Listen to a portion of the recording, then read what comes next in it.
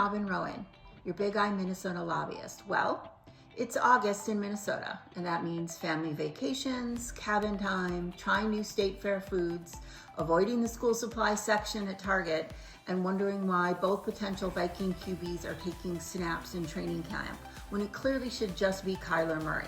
Of course, that could just be, the last one could just be me. But Minnesota also holds primary elections in August. This year's primaries are being held on August 11th. And for all of the reasons mentioned above, except maybe the Vikings one, Minnesotans are generally not thinking about politics in August. This is borne out in the numbers. Minnesota has been tracking voter turnout since 1950, and it's not a pretty picture.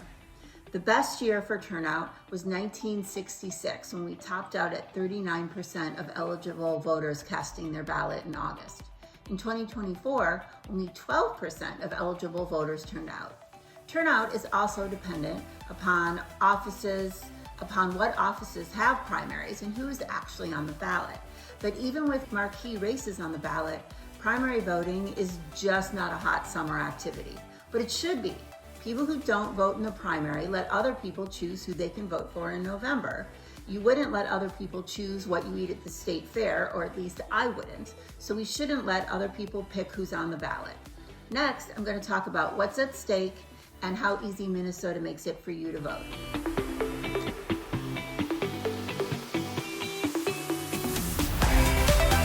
This year's primary lineup is actually full of drama. While the DFL gubernatorial candidate is settled, the race for U.S. Senate is anything but.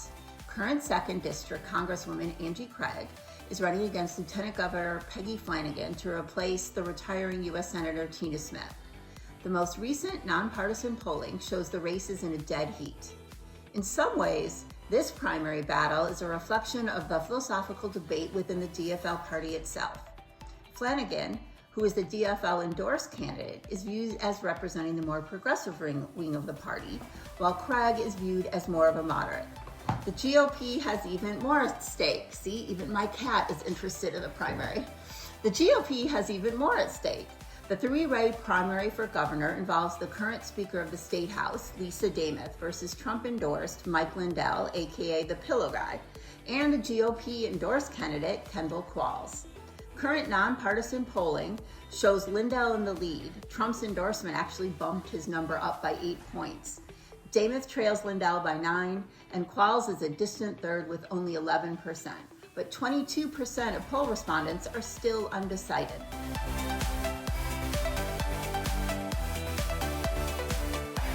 In the GOP U.S. Senate primary, former NFL reporter Michelle Tafoya is taking a commanding lead over her two opponents with 41%.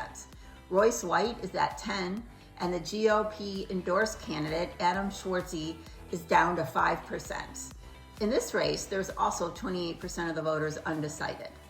If you are wondering why the GOP endorsed candidates are faring so poorly, you are asking the right question. In some ways, the endorsing process itself is on the ballot on August 11th.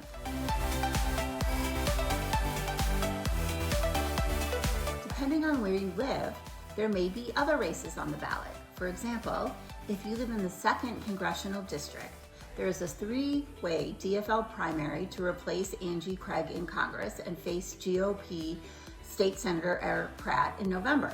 The candidates are a current state senator, a former state senator, and a state rep. And many state houses are also have primaries. For example, a GOP primary for District 5 up near Park Rapids is where House member Representative Wiener is challenging three-term current Senator Paul Utke. So now I hope you are as excited about voting in the primary as you are about the state fair, or at least maybe more excited than you were before this video. If you are busy on August 11th, or just can't wait to vote, early voting is happening now. Every county has at least one polling place where you can vote in person before August 11th.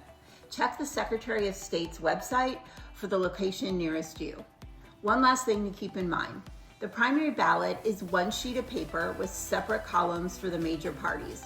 Voters are required to stick to one party and cannot switch columns. So unlike the state fair, you can't have both Sweet Martha's and the fried pickles at the same time. So please vote, and I'll be back to report on the primary results. See you next time.